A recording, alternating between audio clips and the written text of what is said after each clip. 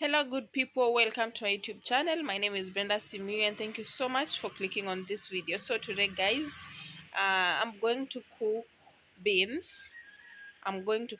So as you can see, I want to pick my beans. Is it picking?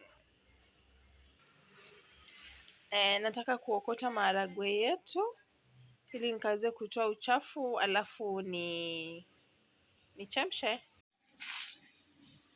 Guys, let me know how you pick your beans. For me, this is how I was taught.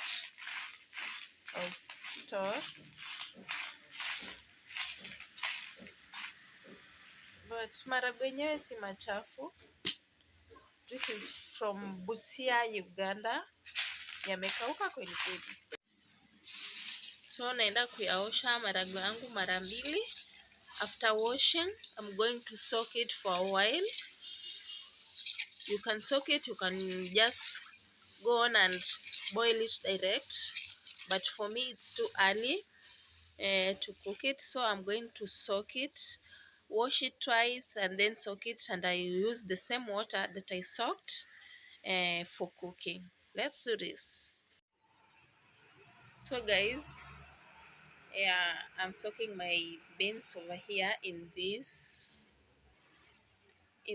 pressure cooker, and I'm going to light the jiko. Then we proceed cooking.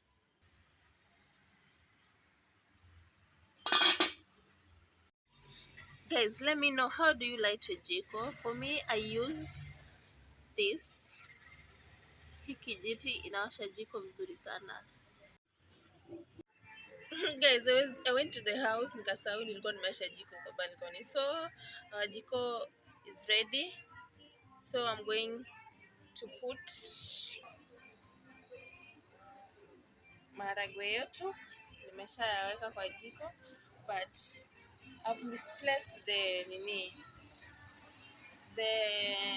rubber. So I'm going to look for it. With the rubber, it can cook even for like 30 minutes and it should be ready. Without the rubber, it's gonna take quite some time.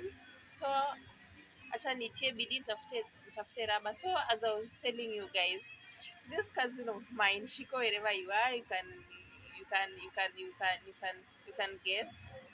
Yeah. So this cousin of mine, anaitwa Shiko.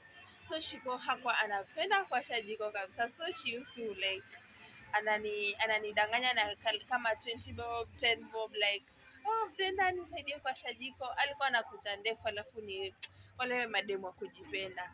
So wangeni like convince nimwashie, nimsaidie kuwasha jiko siku yake. Yeah. So kitu kama hiyo guys. Let's wait for our beans to cook.